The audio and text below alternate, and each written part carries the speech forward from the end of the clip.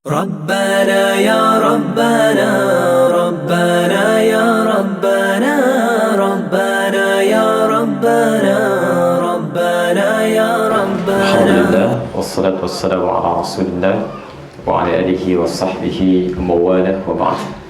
Fa ya ibadallah, usi nafsi wa iyyakum bi taqwallahi faqad faza al-muttaqun fala tamutunna illa wa antum muslimun. Saudara-saudariku, teman-teman sekalian, alhamdulillah kita telah menunaikan puasa di hari pertama 1 Ramadan 1438 Hijrah, dan juga dilanjutkan tadi dengan menunaikan ibadah salat tarawih di untuk malam yang kedua. Kita bermohon pada Allah Subhanahu wa taala semoga seluruh ibadah kita sampai dengan salat kita tadi diterima oleh Allah Subhanahu wa taala sebagai kebaikan terbaik insyaallah. Namun demikian, seorang yang telah menunaikan salat apapun yang ia kerjakan, baik fardu ataupun sunnah, maka dibagi oleh Al-Quran pada dua golongan utama. Inilah yang menjadi titik pembahasan kita di malam ini sampai bahasan lanjutan di akhir pertemuan kita. Pembagian ini bisa Anda temukan di Quran surah yang keempat An-Nisa ayat 103, posisi paling kanan di pertengahan, agak sedikit ke atas. Lihat kalimatnya, fokus karena waktu kita terbatas. Saya akan mencoba sesuai dengan substansi dan sedapat mungkin bisa kita uraikan dengan pembahasan yang ringkas insyaallah. Perhatikan kalimatnya, فَإِذَا قَضَيْتُمُ الصَّلَاةَ, maka jika solat telah tuntas Anda kerjakan. Kalau Anda berhenti pada ayat ini dalam bacaan Qurannya disebut dengan waqaf, فَإِذَا قَضَيْتُمُ الصَّلَاةَ, maka jika Anda telah menuntaskan solat, maka ini ditunjuk oleh sebagian ulama sebagai penanda golongan yang pertama. Ada orang yang motivasinya sekedar menuntaskan solat saja. Yang penting solat saya telah dikerjakan. Yang penting saya telah menunaikan kewajiban. Apakah diterima atau tidak, itu bukan urusan saya. Khusyuk atau tidak, itu perkara yang lain. Ada orang yang motivasinya ketika mengerjakan sholat sekadar mengangkat kewajiban saja. Tolong Anda garis bawah ini yang paling penting. Kalau Anda temukan dalam Al-Quran ataupun hadis ada pernyataan tidak pernah disebutkan siapa orangnya, kapan kejadiannya, maka pernyataan dimaksud akan menunjuk pada peristiwa yang terus akan berlangsung di setiap masa dengan tokoh-tokoh yang berbeda.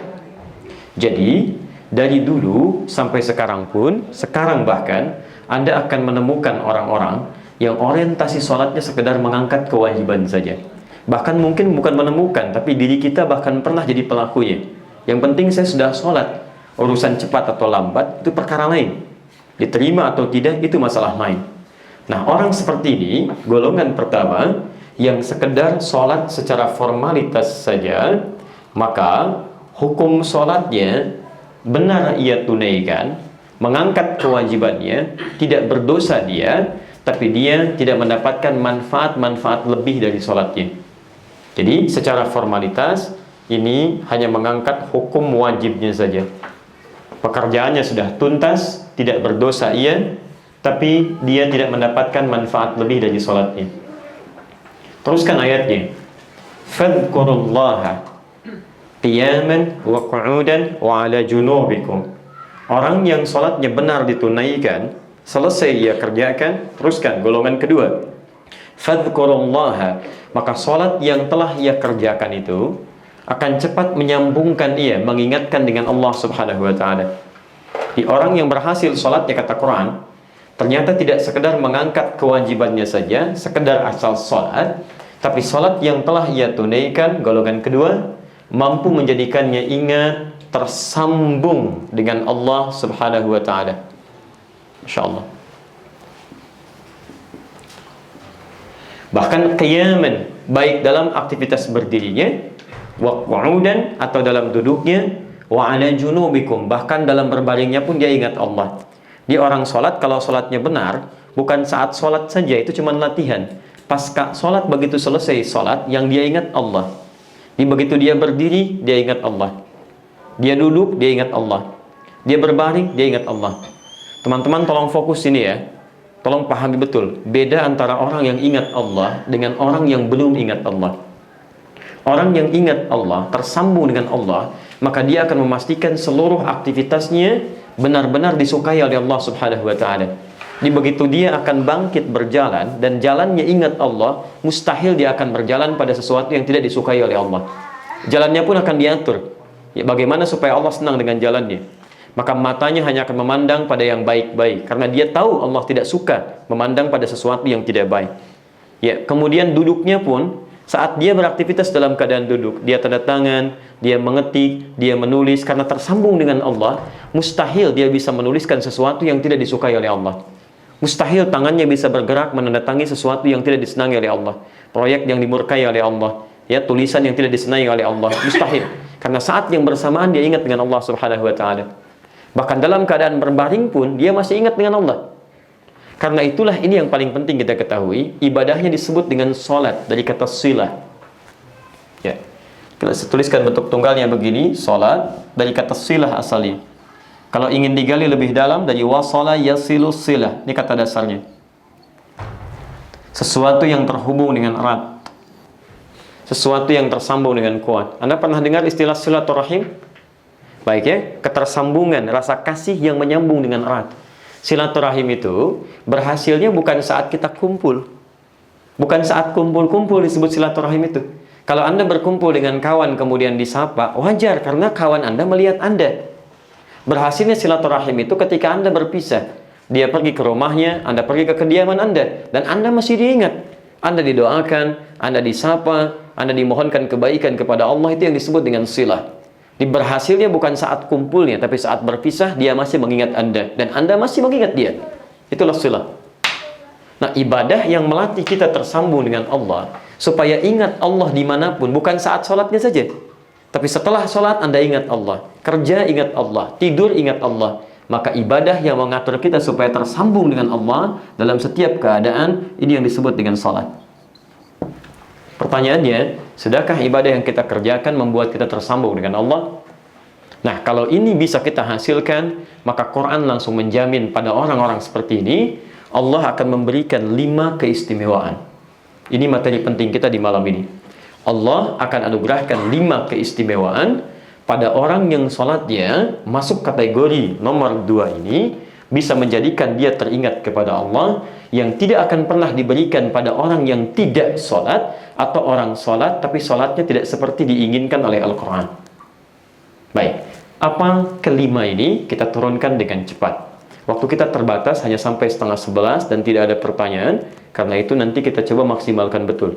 Ini penting saya tegaskan lagi dari keterangan teman-teman di panitia ya. Baik, 1 Quran surah ke-29 ayat 45. Al-Ankabut ayat 45. Baik, perhatikan kalimatnya. Utlu ma uhiya ilaika minal kitab wa aqimis salat. Innas salata tanha 'anil fahsya wal munkar. Perhatikan kalimatnya. Orang yang menunaikan benar salatnya, kata Quran, silahkan baca segala ketentuan dalam Al-Quran terkait dengan ketentuan salat. Tunaikan salat dengan benar. Orang yang benar menunaikan salat maka akan dijaga oleh Allah dari 2 sumber keburukan. Teman-teman, kalau kata Quran, kalau ada orang punya sifat dan sikap yang buruk, itu sumbernya cuma 2. Kalau tidak fahsya, itu munkar. Ya. Fahsya itu keburukan yang bersumber dari syahwat. Kata-kata kotor, jorok, pornografi, porno aksi, LGBT, itu fahsya. Ini mustahil ada orang sholat, lisannya berkata kotor, itu mustahil. Kalau ada orang tidak sholat, lisannya kotor, karena memang dia tidak sholat. Tapi kalau Anda sholat, lisan Anda masih sempat mencela orang lain, kotor, pandangan Anda buruk, ada yang salah dalam sholatnya. Pasti ada yang keliru. Ya, mungkar itu perbuatan yang diingkari oleh hati, sumbernya nafsu perut dan akal. Maaf, berbohong itu mungkar, mencuri itu mungkar, korupsi itu mungkar, berselisih itu mungkar, merampok mungkar, membunuh apalagi. Di mustahil ada orang sholat korupsi, itu mustahil. Mustahil ada orang sholat berdusta, mustahil. Kalau ada orang sholat kemudian masih melakukan perbuatan mungkar, ada yang keliru dalam sholatnya. Ya, kita alhamdulillah di masjid Indonesia tidak ada keluhan. Di beberapa tempat, bahkan di tempat di Indonesia, ada orang masuk masjid masih takut kehilangan sandalnya, padahal mau sholat. Ada sesuatu yang keliru di situ. Ya, jadi teman-teman sekalian, ini lawan dari buruk apa? Baik. Lawan dari buruk itu baik. Jadi persamaan terbaliknya, kalau orang benar sholatnya, pasti jadi orang baik. Pasti jadi orang baik. Sifatnya baik, sikapnya baik. Karena kalau yang sudah buruk tidak ada, yang baik pasti muncul. Karena itulah kata Nabi, kenapa penting anak-anak kita saat mulai tumbuh, yang dididik sholatnya bukan yang lainnya. Silahkan Anda cek semua hadisnya.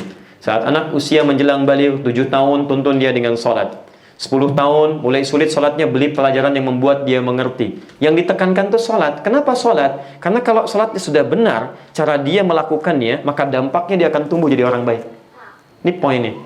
Tolong teman-teman yang nanti bikin sekolah dan sebagainya, anak-anak kita itu saat mulai tumbuh, usia TK atau sejenisnya atau naik ke atas, tuh lihat sholatnya dulu.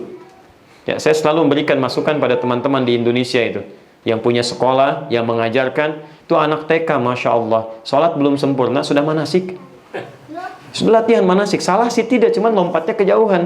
Rukun 2 belum selesai, rukun 5 langsung lompat, gitu kan? Nah, ini beberapa hal yang penting kita koreksi, ya. Baik. Nabi aja nyuruh sholat, Anda bukan Nabi langsung manasik, Masya Allah. Ya barangkali untuk tambahan saja untuk membuat lebih baik kembali. Ini poin pertama. Ayo, nggak usah tunjuk orang lain ya, kita pribadi masing-masing. Coba lihat, cek diri kita dari ujung kepala sampai ujung kaki, sudah baik belum? Jangan-jangan pikiran kita pun masih belum baik gitu kan? 2. Seteruskan. Orang yang sholatnya benar sesuai dengan ketentuan yang nanti kita akan bahas, baik di Quran ataupun di tuntunan Nabi, dijamin langsung oleh Al-Quran. Sholat yang ia kerjakan akan berdampak ketenangan pada jiwanya. Dia cenderung lebih tenang. Sifatnya, sikapnya, tuturnya, perilakunya. 2, akan berdampak pada ketenangan jiwa. Tenang. Dalilnya, Quran, surah ke-13, ayat ke-28, ditafsir di Quran surah ke-20 ayat ke-14. Perhatikan kalimatnya. Ala bi dzikrillahi tatma'innul qulub. Yakinkan pada dirimu kalau zikir Anda benar kepada Allah, maka dampaknya ke hati pasti tenang. Dan di antara makna zikir itu di Quran banyak. Salah satunya ada di Quran surah ke-20 ayat ke-14. Innani anallahu la ilaha illa ana fa'budni wa aqimis salata li dzikri. Dan kalimatnya, sungguh saya adalah Allah, Tuhan yang hak disembah. Tidak ada Tuhan yang layak disembah kecuali saya. Sembah saya. Bagaimana menyembahnya? Wa aqimis salat, tunaikan salat dengan benar, li dzikri, untuk zikir kepada saya. Di ayat ini salat disebut dengan zikir. Sedangkan zikir yang baik menjadikan dampak kepada hati kita lebih tenang. Ya, nanti misal bacaan Quran, Quran disebut dengan zikir. Quran surah ke-15 ayat ke-9, posisi paling kanan di pertengahan. Inna nahnu nazzalna dzikra wa inna lahu lahafizun. Kami yang telah turunkan Quran sebagai zikir. Jadi kalau Anda sedang baca Quran, itu Anda sedang berzikir. Makanya keadaan Anda saat baca Quran pasti lebih tenang, lebih nyaman dibandingkan dengan bacaan yang lainnya. Menghafal Quran itu disebut sebagai zikir. 4 kali disebutkan di satu surah yang sama. Surah 54, ayat 17, ayat ke-22, ayat 32, ayat ke-40. Walaqad yassarnal Qur'ana lidzikri fahal min muddakir. Sungguh kami telah mudahkan Quran untuk dihafalkan. Kalimat hafalnya menggunakan kata zikir. Ini parameter penghafal Quran itu pasti ada dampak dalam dirinya. Kalau Anda benar menghafal Qurannya, ada dampak pada ketenangan dalam jiwa Anda. Jadi salat itu Masya Allah menggabungkan semua jenis zikir. Quran dibaca dalam salat, bahkan dihafalkan dalam salat. Doa dibacakan, doa disebut zikir. Tadi dibacakan oleh imam kita, Quran surah kedua ayat 152. Fadhkuruni adzkurkum. Ya, Anda bacakan, ingat saya, berdoa kepada saya pun akan ingat Anda. Ya, istighfar bagian dari zikir. Masya Allah, Quran surah ke-18 ayat ke-24. Wadhkur rabbaka. Ya, wadhkur, dan sebut Rabbu idza nasit, kalau engkau lupa, istighfar, astagfirullah. Jadi istighfar bagian dari zikir, doa bagian dari zikir, Mohon maaf, bacaan Quran bagian dari zikir. Salat menggabungkan semua jenis zikir itu. Bukankah dalam salat Anda berdoa? Anda beristighfar, subhanakallahumma bihamdika Allahumma ighfirli, duduk di antara dua sujud, rabbighfirli warhamni. Bukankah Anda berdoa? Bukankah Anda menghafal Quran? Kalau Anda menggabungkan semua jenis zikir, kemudian Anda kerjakan dalam salat, Anda belum tenang juga. Anda butuh ibadah apa lagi supaya tenang? Ini poinnya. Bahkan hebatnya, tempat sholat masjid itu tempat yang paling menenangkan di muka bumi. Silahkan cek, beda masuk masjid dengan masuk rumah biasa. Anda masuk rumah Anda, belum tentu jiwa tenang. Masuk masjid, baru dibuka, sudah adem. Silahkan cek. Begitu duduk, sholat 2 rakaat, duduk tenang. Saking tenangnya, plak, tidur aja gitu kan. Pokoknya inilah. 3. Sudah. 3. Orang yang salatnya benar sesuai dengan nanti yang diharapkan oleh Al-Quran, dituntun oleh Nabi, maka dampak ketiganya ini yang indah. Cenderung mendapati kemudahan dalam hidup dan rizkinya. Hidupnya lebih mudah plus rizkinya. Ini bisa Anda temukan di Quran surah ke-65 At-Talaq dari ayat kedua sampai ayat ketiga. Kemudian ditafsir di Al-Baqarah, Quran surah kedua di ayat yang sama, 2 sampai 3. Perhatikan kalimatnya, saya agak cepat ke ujung ayatnya. Wa may yattaqillaha yaj'al lahu makhraja. Siapa yang bisa meningkatkan takwanya kepada Allah, perhatikan rumusnya.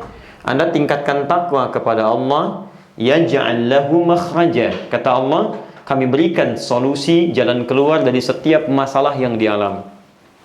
Anda punya masalah seberat apapun, Anda punya persoalan seberat apapun, sebetulnya kata Quran solusinya sederhana. Biayanya nggak mahal, tenaganya nggak banyak, idenya juga nggak capek. Apa itu? Tingkatkan takwa. Anda tingkatkan takwa, persamaannya kami berikan solusi. Fokus ya, awas hati-hati nih. Jadi ketika Anda meningkatkan takwa kepada Allah, ini masalah dituntaskan oleh Allah, diberikan jalan keluar. Di orang takwa itu bukan nggak punya masalah. Ketika dia akan menghadapi masalah, terasa lebih ringan karena Allah memberikan jalan keluar dari apa yang akan dia hadapi. Jelas sampai sini? Baik, sekarang pertanyaannya, bahkan mohon maaf, sebelum kita lanjutkan ke pertanyaan, selanjutnya tidak berhenti sampai sini. Kata Allah, wa yarzuqhu min haitsu la yahtasib. Bahkan rizkinya pun bukan hanya yang ia cari, yang tidak ia cari pun kami dekatkan. Datang dari sisi yang tidak dia duga. Ini, Anda tingkatkan takwa, rizki tidak hanya Anda cari, bahkan datang mencari Anda. Nah, Anda bertanya, bagaimana cara meningkatkan takwa kepada Allah ini? Kalimat takwa setidaknya, derivasinya disebutkan di Quran sebanyak 115 kali. Dan kalimat takwa pertama, Anda dapatkan di Quran surah kedua Al-Baqarah, ayat 2 sampai 3.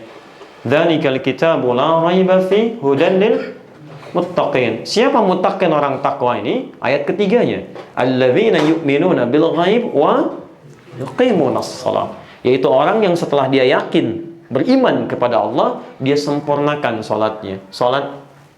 Sempurnakan sholatnya. Jadi kalau ada di antara kita, mohon maaf, mohon izin ya, punya masalah tapi nggak pernah tuntas, mungkin bukan karena Anda nggak pandai menyelesaikannya. Anda champion di perusahaan Anda, tapi di rumah masalah kecil nggak pernah tuntas. Orang beres dengan senyum, Anda piring sudah 10 nggak selesai-selesai gitu kan? Apa masalahnya? Mungkin ini problemnya. Ini masalahnya. Padahal tiap hari Anda sholat misalnya.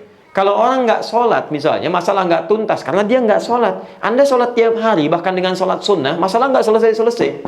Mungkin solusinya belum sempurna. Karena Qur'annya mengatakan wa yuqimunas shalah, menyempurnakan sholatnya. Alhamdulillah. Ya. 4. Saya percepat. Teman-teman, kalau orang benar sholatnya sesuai dengan arahan Al-Quran, petunjuk Nabi, maka langsung dijamin oleh Allah Subhanahu wa Ta'ala akan dimudahkan baginya untuk dijawab setiap doanya. Dengan bahasa yang singkat, mudah terjawab doanya, cepat terjawab doanya, cepat terkabul. Jadi kalau orang sholatnya benar, begitu berdoa, Masya Allah, sepanjang benar dia butuhkan, seketika Allah berikan. Tayyib. Dalilnya kita ambil contoh dulu di masa lalu, Quran surah ketiga ayat 38 sampai 39, posisi paling kanan sebelah atas. Kemudian di masa kitanya ditafsir di Quran surah kedua ayat 45 sampai 46-nya. Kemudian ini ditemukan di Quran surah pertama ayat kelima. Tafsir ini ada di hadis riwayat Abu Daud salah satunya. Hadisnya qudsi nomor hadis 649 dari sahabat Abu Hurairah radhiyallahu taala anhu. Silakan diriwayat lain disesuaikan. Saya fokus langsung ya. Baik, teman-teman, saya kisahkan dulu tentang kisah Nabi Zakaria. Saya langsung saja.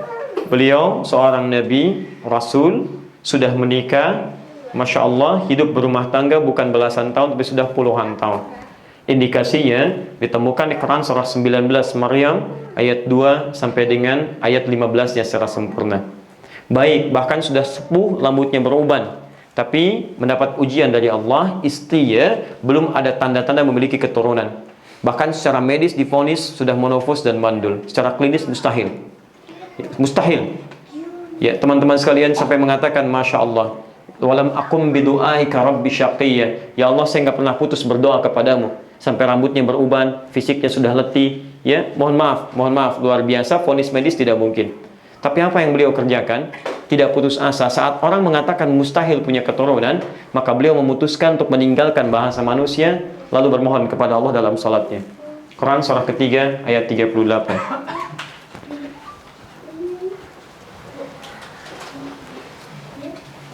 Hunalika da'a Zakaria rabbah.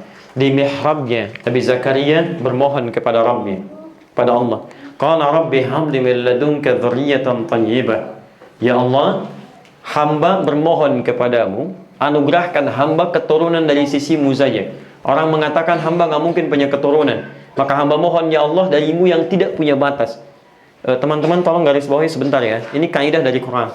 Kalau Anda sedang punya masalah, kemudian di sekitaran Anda sudah memvonis Anda tidak mungkin ada solusi. Ini nggak mungkin, ini nggak bisa. Itu tanda pertama dari Quran, tinggalkan bahasa manusia, langsung mohon kepada Allah yang tidak punya batas. Apapun masalahnya, Anda punya masalah di kantor, riwayat penyakit dan sebagainya, manusia mengatakan ini nggak ada nih, ini nggak bisa. Anda tinggalkan manusia, masuk kemudian ke ranah yang lain, mintakan langsung kepada Allah. Jelas ya? Maka Nabi Zakaria memohon kepada Allah. Beliau menunaikan sholat, beliau katakan, innaka sami'ud du'a, engkau pasti dengar doa saya ya Allah. Kalau pada yang maha mendengar saya tidak mengabulkan, kepada siapa lagi hamba minta? Ini doa dipanjatkan dalam keadaan sholat. Salah satu tafsir dari Mafatihul Ghaib Ar-Razi mengatakan, beliau sedang menunaikan sholat dan bermohon kepada Allah. Dan yang paling menarik, ini yang penting Anda garis bawahi. Beliau masih berdiri dalam sholatnya. Dia sedang berdiri, beliau sampaikan doa ini, minta kepada Allah. Kemudian setelah itu, ini yang paling menarik. Belum selesai salatnya, baru selesai doanya.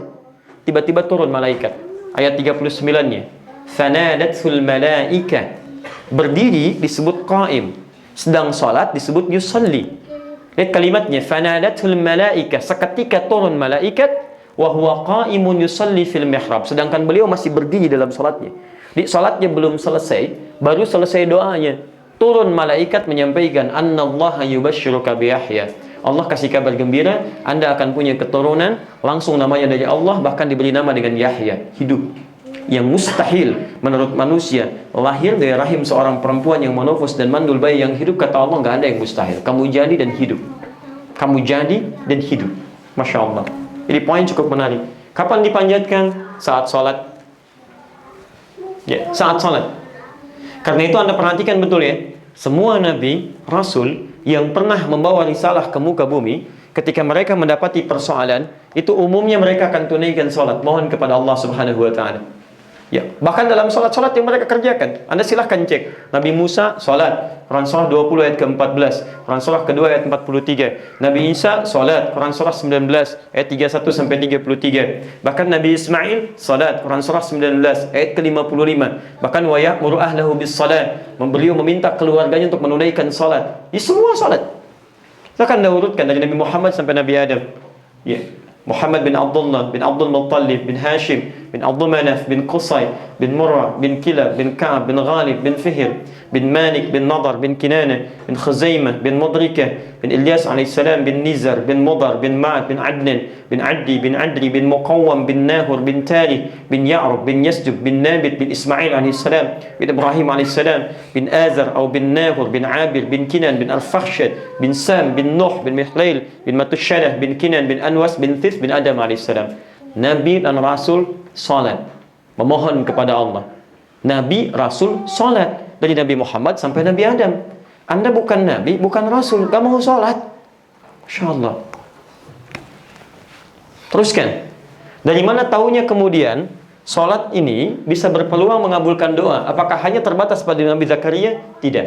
Nabi Zakaria salat minta dikabulkan. Umatnya Nabi Muhammad SAW turun ayat langsung, turun ketentuan dari Allah. Sebelum sholat, bahkan diminta oleh Allah, silahkan minta, butuh apa?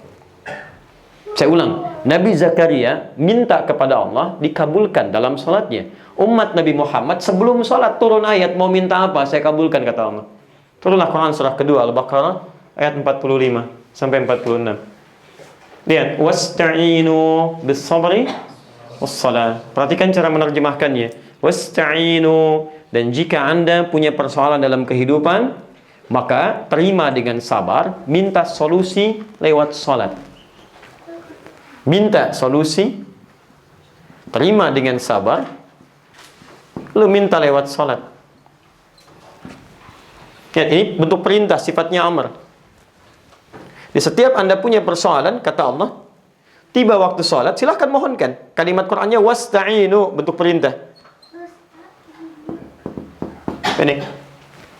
Kalau Anda ingin rubah bentuk ini, ista'inu, dalam bentuk permohonan, permohonan kitanya, ini perintahnya kita memohonnya.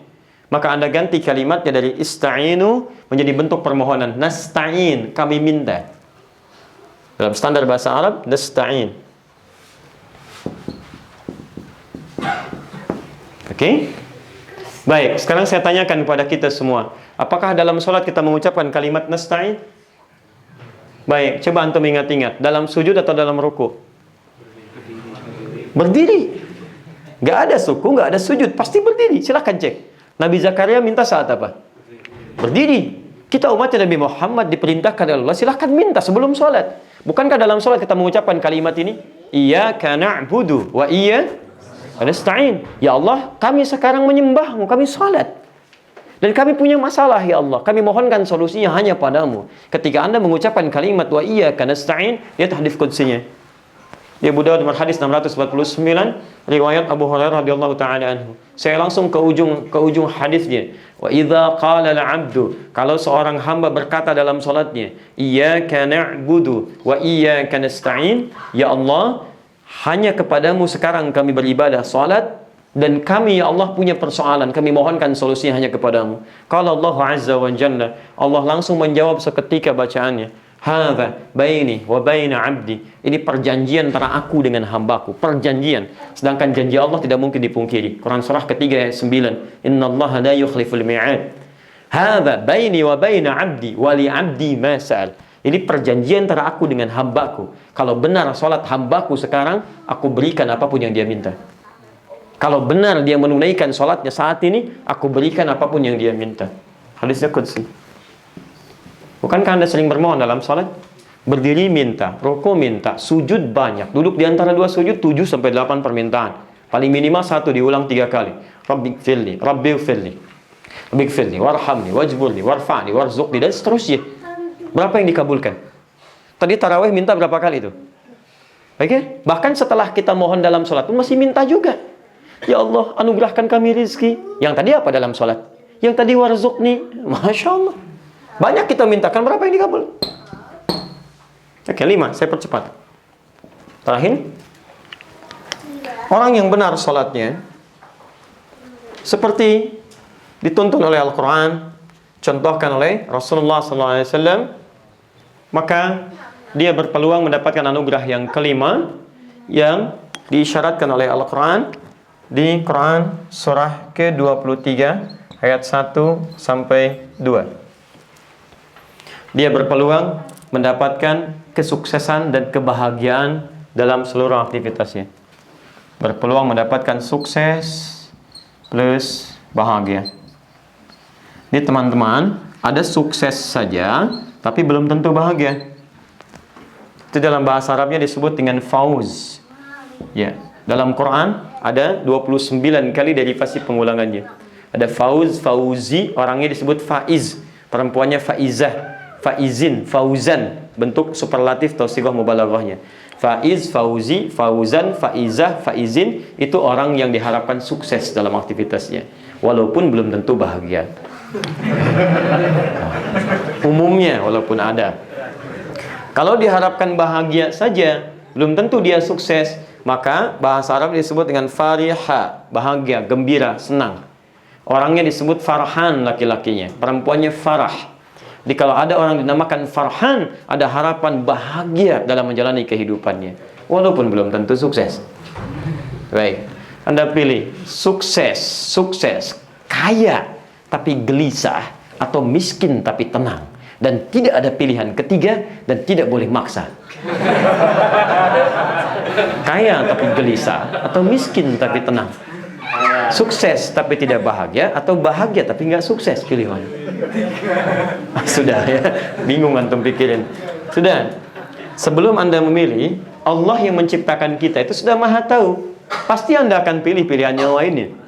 Nah, kalau Anda gabungkan dua hal ini, sukses dan bahagia, maka kalimatnya akan berubah menjadi falahun. Falahun. Falah. Oke. Baik, ini nomor berapa tadi? 5. Saking pentingnya dan diharapkannya oleh kita semua yang kelima ini, sampai 5 kali dalam sehari diperdengarkan kalimat ini di telinga kita. Silahkan ketika kita dipanggil lewat salat itu, setelah hayya 'alas shalah, hayya 'alal falah. Jadi kalau Anda bertanya, hayya 'alas shalah, mari salat. Kenapa kami salat? Dijawab, hayya 'alal falah, ayo sini. Kamu belum sukses, sini datang, saya yang punya kesuksesan. Saya yang punya rizki, kata Allah. Saya yang punya solusi, minta, tunduk, sujud, mohonkan, saya kasih. Anda yang belum bahagia, sini sujud, minta, saya berikan. Ini 5 kali diingatkan. Nah, kalau itu sudah Anda genggam, Anda pegang, umumnya kalau orang sudah pegang kesuksesan, kebahagiaan, mau dilepas gak? Mustahil dilepas, mustahil, dia akan genggam erat. Sesuatu yang digenggam, tidak ingin dilepaskan. Salah satu rumusnya dalam kaidah bahasa Arab, Anda bisa tambahkan huruf hamzah di depannya. Hamzah begini. Kalau hamzah sudah masuk, maka huruf alif di sini dibuang. Ya, hamzahnya masuk begini. Ya, kemudian harakat ini sudah otomatis. Harakat huruf yang ini, yang setelah hamzah akan dipindahkan kepada sebelumnya ke sini. Ini mati, sukun. Afdah. Quran surah ke-23 ayat 1 sampai 2. Qad aflahal mu'minun. Pasti orang beriman itu akan menggenggam kesuksesan dan kebahagiaan dalam hidupnya. Siapa orang ini? Ciri utamanya bukan kepintarannya, tapi ayat yang keduanya. Alladzina hum fi salatihim khashi'un, yaitu yang membangun hubungan baik dengan Allah dalam salatnya yang ia tunaikan dengan khusyuk. Ini poinnya. Dari 5 ini, berapa yang sudah kita dapatkan selama ini salat? Ini catatan kita yang pertama. Nah, kalau kita belum bisa mendapatkan 5 hal ini, atau bahkan 1 di antara 5, salat tapi perbuatan masih fahsya dan mungkar. Salat, hati belum tenang. Salat, mohon maaf, doa belum terkabul. Salat, urusan belum jadi mudah, rezeki pun sulit luar biasa. Bahkan salat, kebahagiaan hanya dimimpikan, kesuksesan hanya diharapkan, tapi nggak pernah terwujud. Apa yang salah? Nah, persoalannya biasanya ada 2-3 masalah. 1, umumnya orang salat, mohon izin, tidak khusyuk dalam salatnya. Berat menunaikan salat karena tidak khusyuk. Dari Quran surah ke-2 Al-Baqarah 45 sampai 46. Wa innaha lakabiratun illa 'alal khashiyin. Salat itu akan terasa berat kecuali bagi orang khusyuk. Ini kalau ada orang tidak maksimal mendapatkan ini, maka mohon maaf, kemungkinan pertama ini salatnya tidak khusyuk dia tunaikan. 2, maaf, umumnya orang salat diisyaratkan di Quran, umumnya ada yang tidak paham, tidak mengerti apa yang dibaca dan dilakukan dalam salatnya.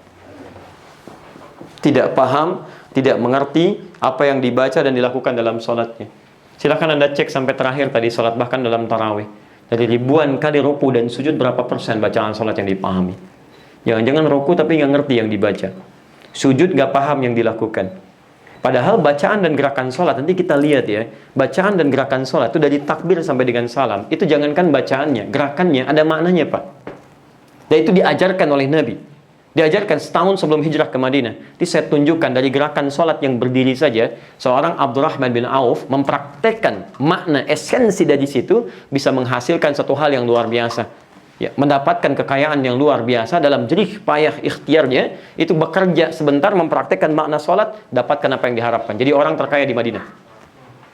Ya, cuma mempraktekkan nilai ini saja. Nanti kita lihat. Ya, ini diantaranya ada di Quran, surah ke-29 ayat 45. Ya, utlu ma uhya ilaika minal kitab. Utlu dari kata tilawah. Kalau Anda buka mushaf diartikan baca, bacalah. Padahal dalam bahasa Arab, baca itu ada dua, ada qiraah, ada tilawah. Wahyu pertama turun apa? Iqra, apa artinya? Baca. Kenapa ada dua kalimat berbeda tapi menggunakan terjemah yang sama? Iqra, bacalah, utlu, bacalah, itu beda. Kalau iqra secara singkat dari kata qiraah, bacaan yang tidak menuntut pemahaman. Tapi kalau utlu dari kata tilawah, bacaan yang menuntut pemahaman. Bahkan 3 arti, baca, pahami, amalkan. Makanya kenapa wahyu pertama turun menggunakan ikra bukan utlu, itu untuk menegaskan sifat Nabi yang jangankan paham, baca aja nggak bisa. Makanya disebut ummi. Kalau ayatnya turun mengatakan utlu, berarti ada yang salah dalam ayatnya. Tapi mustahil firman Allah keliru. Baik, tapi setelah Qur'annya diturunkan, tertanam dalam jiwa Nabi, Quran surah ke-75 ayat 16-18, ditanamkan dalam dirinya, la tuharrik bihi lisanaka lita'jala bi, inna 'alaina jam'ahu wa qur'ana, fa idza qara'nahu fattabi' qur'ana. Setelah Qur'annya hadir, perintahnya ada, maka beliau dibimbing untuk mengamalkannya. Berubah perintahnya jadi utlu, tilawah. Tilawah itu punya 3 arti, baca, pahami, amalkan. Perintah salat dalam Quran dibuka dengan kata tilawah, bukan qiraah. Utlu, Quran surah 29 ayat 45. Ma uhya ilaika minal kitab. Baca dulu, pelajari dulu, pahami dulu ketentuan salat yang ada dalam Alkitab. Dijelaskan oleh Nabi. Wa aqimis shalah, baru tunaikan salat setelah paham apa yang dipelajari itu. Salat yang demikian yang akan memberikan dampak dalam kehidupan kita. Silahkan teman-teman cek. Makanya orang tua kita dari dulu, itu setiap ada bacaan Quran, qiraah, orang yang disebut qari, itu sampingnya pasti ada yang menerjemahkan. Untuk mengajak kita memahami apa yang dibacakan. Silahkan, bahkan yang kemarin peresmian kan, Masya Allah, ya, sebelumnya bahkan ada acara-acara yang lain, kemarin mungkin waktu tidak terkejar, tapi rata-rata ketika orang ada momentum tertentu, ada yang baca Quran, sampingnya ada siapa? Sari tilawah. Sari tilawah itu bahasa kita sebetulnya, asalnya tilawah saja. Mungkin dulu di negeri kita, yang pertama kali tilawah, namanya Mbak Sari, ya, makanya disebut Sari tilawah. Kalau Pak Adi mungkin Adi tilawah gitu kan, Pak Doni tilawah. Baik, cukup tilawah saja, tidak ada yang lainnya. Baik, yang ketiga, baik, nggak apa-apa, Arif tilawah gitu kan. Yang ketiga, teman-teman, mohon maaf, umumnya orang sholat memberi kesempatan kepada setan untuk menggodanya. Ini yang aneh. Sudah tahu setan itu musuh, diberi celah untuk menggoda. Godain saya dong, Masya Allah setan masuk. Ya, ini yang salah. Ada setan menggoda orang sholat, namanya khanzab. Namanya khanzab.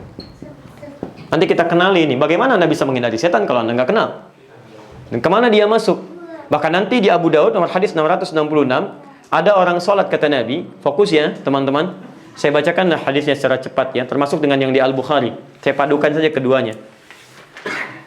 Bima makna idza udzina, kalau azan dikumandangkan, fa farra syaitanu wa alaihi dharat, maka setan akan meninggalkan anak Adam sambil terkentut-kentut. Maaf. Maksudnya ini bahasa kiasan. Saking bencinya suara adzan, jangankan telinganya, hidungnya pun akan disumbat supaya enggak dengar dan enggak mencium baunya. Lari dia.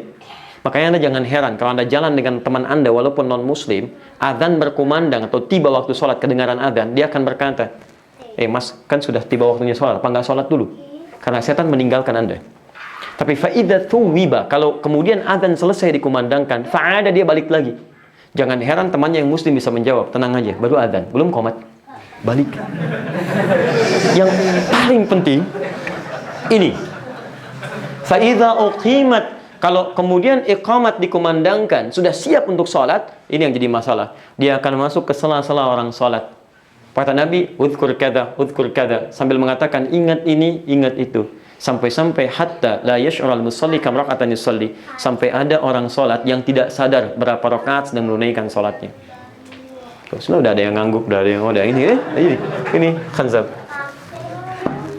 Nah, 3 poin ini. Bagaimana mengatasi ini semua?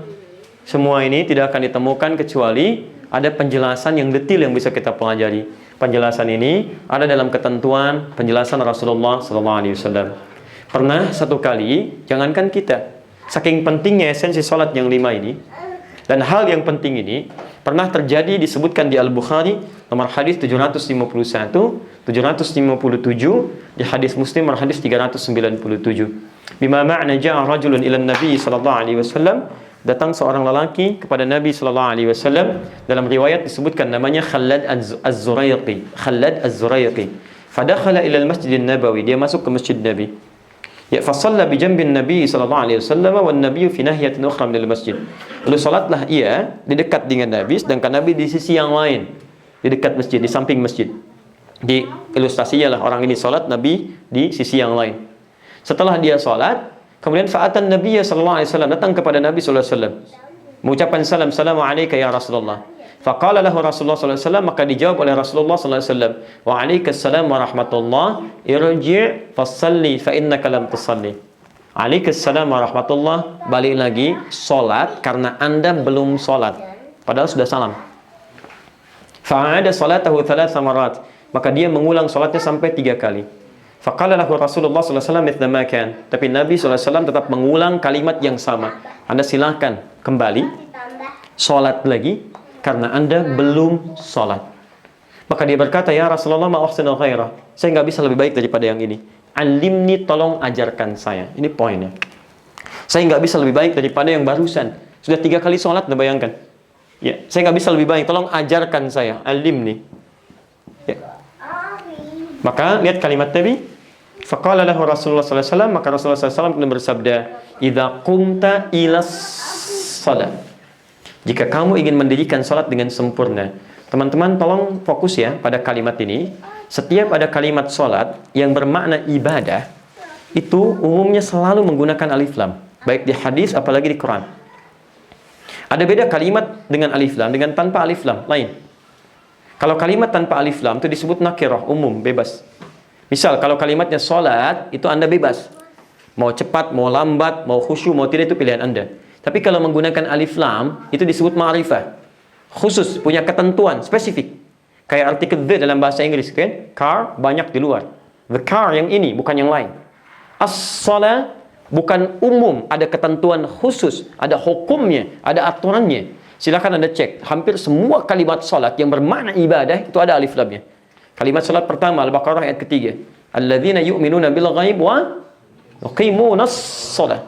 43, wa aqimus salat. 45, wasta'inu bis sabri was salat. 153 tadi, ya ayyuhalladzina amanu ista'inu bis sabri was salat. Quran surah 17 ayat 78, aqimis salat. Silahkan Quran surah 29 ayat 45, wa aqimis salat, innas salata tanha. Semua pakai alif lam. Ingin menunjukkan bahwa salat yang dimaksudkan bukan salat biasa. Maka orang ini ketika salat tidak sesuai dengan aturan tadi, kata Nabi, kamu salat lagi ya. Anda bisa bayangkan nggak? Sahabat Nabi, hidup di zaman Nabi, dekat dengan Nabi, salat di masjid Nabi, di samping Nabi. Tapi salatnya tidak sepenuhnya mengikuti tuntunan Nabi. Kata Nabi, Anda ulangi lagi. Tapi dia masih mau belajar. Tolong ajarkan saya Rasulullah. Ini ada orang, bukan sahabat Nabi, tidak sejaman dengan Nabi, jauh dari Nabi, salat bukan di masjid Nabi, tidak di samping Nabi, merasa benar salatnya. Dan nggak mau belajar. Padahal ustadznya sudah datang sendiri, nerangin sendiri, nulis sendiri, ngapus sendiri, direkam juga. Masya Allah. Dengan semua ini Anda masih mau belum belajar dengan baik, Anda butuh apa lagi? Masya Allah. Yang penting sehat lah. Baik. Nah ini, teman-teman sekalian, fokus ya. Gak apa-apa, baik ya. Gak apa-apa, perhatikan sini. Gak apa-apa, besok saya ngapus Ustaz, gak ada masalah. Jadi sekarang saya sempurnakan. Lihat sini, alim nih tolong ajarkan saya. Maka dikatakan oleh Nabi, idza qumta ila shalah, kalau kamu salatnya ingin sempurna, satu, lihat rumusnya, asbighul wudu. Sempurnakan dulu wudu.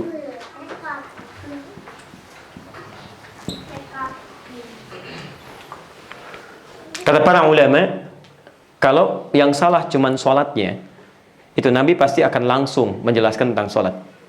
Tapi ketika Nabi memulai dengan wudhu, ini menunjukkan bahwa orang ini bukan cuma sholatnya, wudhunya pun bermasalah. Dan indikasinya orang kalau salah wudhunya pasti berdampak pada tidak benar sholatnya.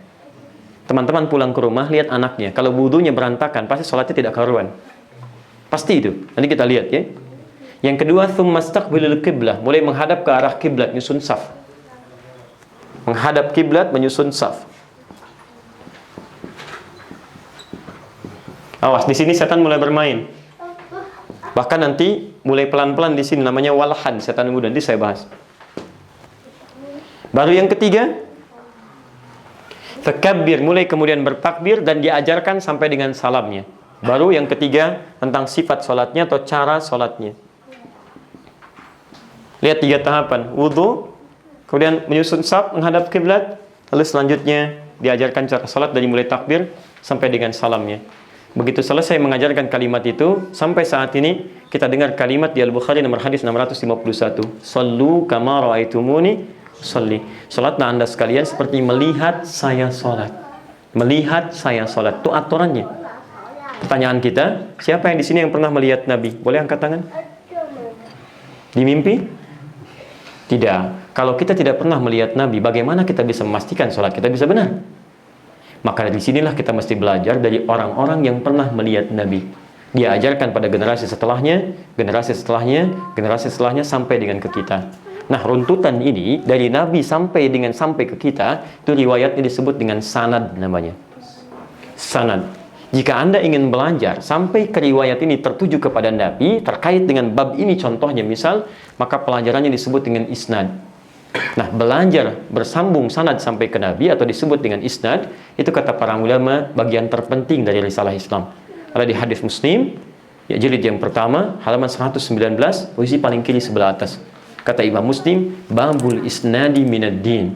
Bab belajar sesuatu tersambung sanadnya sampai ke Nabi, itu juga termasuk bagian penting dari ad-din. Ad-din di sini namanya Islam. Quran surah ketiga ayat 19, innad dina 'indallahil Islam. Dan di antara unsur keislaman pokok seseorang itu adalah salat. Hadis riwayat Muslim, babul muqaddimah, nomor hadis ke-8, posisi paling kiri sebelah atas dari Umar bin Khattab. Ketika ditanya Nabi tentang Islam, beliau jawab, al-Islamu an tashhada anna ilaha illallah wa anna Muhammadar Rasulullah wa tuqimas shalah. Dan kau tunaikan salat dengan sempurna. Pertanyaannya, bagaimana kita mengerjakan salat dengan baik? Bagaimana contoh wudhu dari Nabi seperti diajarkan dari dulu sampai dengan sekarang? Dari mana sumbernya kita gali?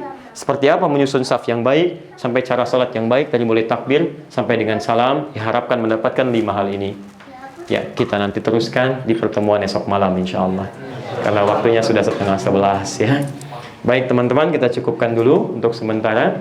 Dan kita berjumpa esok hari insyaAllah. Dan tidak ada halangan yang lain. Dimulai dengan tabligh akbar ya, insyaAllah. Baik, demikian kalau ada yang benar dari Allah dan Rasulnya. Kalau salah, itu mutlak kesalahan saya. Kalau Anda menemukan kesalahan, baik di misalnya keterangan saya, ayat yang saya sampaikan atau hadis, cukup sampaikan pada saya untuk saya koreksi. Kemudian tinggalkan pendapat saya yang keliru dan ambil pendapat ustaz lain yang lebih baik. Demikian, subhanakallahumma bihamdika asyhadu an la ilaha illa anta astaghfiruka wa atubu ilaik.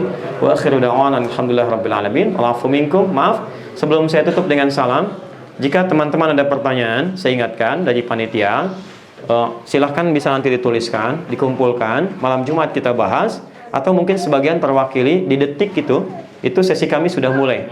Di detik.com ada sesi tanya Ustaz Adi, itu setiap hari ada muncul pertanyaan yang kita jawab di situ. Baik, nanti silahkan bisa terkait dengan hal yang dimaksudkan. Dan saya mohon ketika akan keluar, seperti kemarin kita sampaikan, tolong kita tampilkan syiar masjid, syiar Islam. Tolong keluar yang rapi, tidak ramai, sehingga jadi syiar kita pada tetangga-tetangga kita di sekitaran masjid insyaAllah. Demikian teman-teman sekalian. Assalamualaikum warahmatullahi wabarakatuh. Jangan lupa niat puasa ya buat besok.